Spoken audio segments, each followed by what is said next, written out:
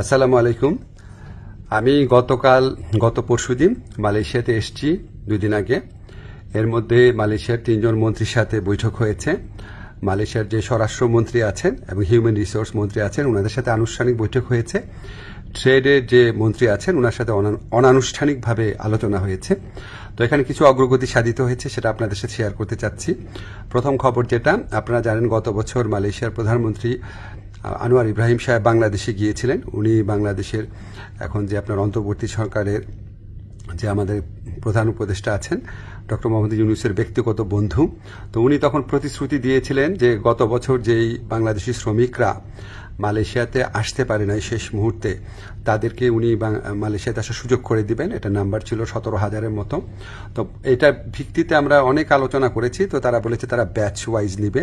তো প্রথম ব্যাচ হিসাবে 7,926 জনের তালিকা ওনারা চূড়ান্ত করেছেন এবং এটা খুব অল্প সময়ের মধ্যে ওনাদেরকে মালয়েশিয়াতে কাজ করার সুযোগ দেওয়া যাবে, এই প্রক্রিয়া শুরু করে দিয়েছেন ওনারা। সেকেন্ড যে নিউজটা, ভবিষ্যৎ কর্মসংস্থানের ক্ষেত্রে আমরা বিভিন্ন সূত্রে জেনেছি আগামী কয়েক মাসে মালয়েশিয়া 1 থেকে 1.5 লক্ষ বিদেশি শ্রমিক নিতে পারে।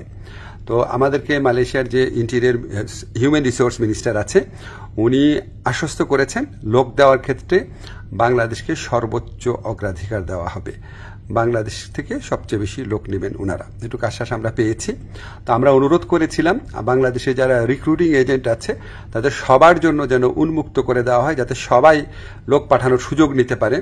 এটা আমরা অনেক ভালোভাবে বুঝিয়ে বলেছি। তো ওনারা বলেছেন ওনারা এটা ভালোভাবে বিবেচনা করে দেখবেন, আমাদেরকে অচিরেই ওনারা এই ব্যাপারে সিদ্ধান্ত জানাবেন। তো আমাদের একটা বড় অগ্রগতি যেটা হয়েছে, আমি মালয়েশিয়ার যে ইন্টেরিয়র মিনিস্টার আছে ওনাকে রিকোয়েস্ট করেছিলাম, আমাদের শ্রমিকরা মাল্টিপল ভিসা পায় না, সিঙ্গেল এন্ট্রি পায়, অন্য দেশের শ্রমিকরা পায় মাল্টিপল এন্ট্রি। তো এটা নিয়ে বেশ কিছুক্ষণ কথা হয়েছে। উনি আমাদেরকে শুধু প্রতিশ্রুতি দেন নাই, ওনার সাথে যারা কর্মকর্তারা ছিল তাদেরকে এই ব্যাপারে দ্রুত পদক্ষেপ নেওয়ার জন্য নির্দেশ দিয়েছেন।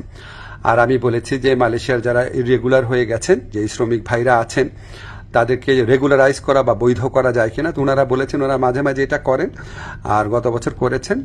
আর ওনারা বলেছেন যে যাদের পাসপোর্ট এক্সপায়ার্ড হয়ে যায়, ভিসা এক্সপায়ার্ড হয়ে যায়, তাদের ক্ষেত্রে এটা হয়তো করা সম্ভব হবে না। তখন আমি বলেছি দেখেন অনেক সময় আছে যে মালিকের গাফলতির কারণে বা মালিকের ত্রুটির কারণে এটা হয়, তো সেগুলি আলাদাভাবে বিবেচনা করা যায় কিনা। ওনারা প্রতিশ্রুতি দিয়েছেন, ওনারা এটা বিবেচনা করে দেখবেন।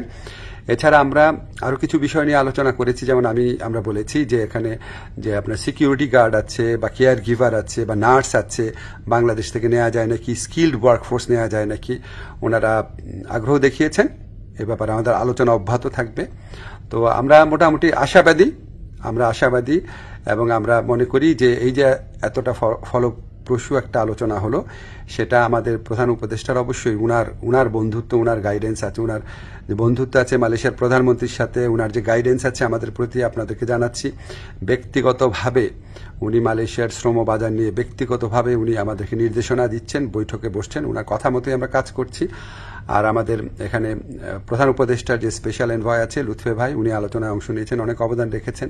আমাদের প্রবাসী কল্যাণ মন্ত্রণালয়ে যারা আছেন তারা গত কয়েক মাস ধরে চেষ্টা করে যাচ্ছেন বিষয়গুলো এগিয়ে নেওয়ার জন্য। আপনাদের দোয়া ছিল, এই জন্য এতটুকু অগ্রগতি হয়েছে। আপনারা দোয়া করবেন আমরা যেন মালয়েশিয়া যারা শ্রমিক ভাই আছে বা যারা আসতে চান তাদের জন্য সত্যিকারের কল্যাণকর কিছু করতে পারি। ধন্যবাদ আপনাদের সবাইকে।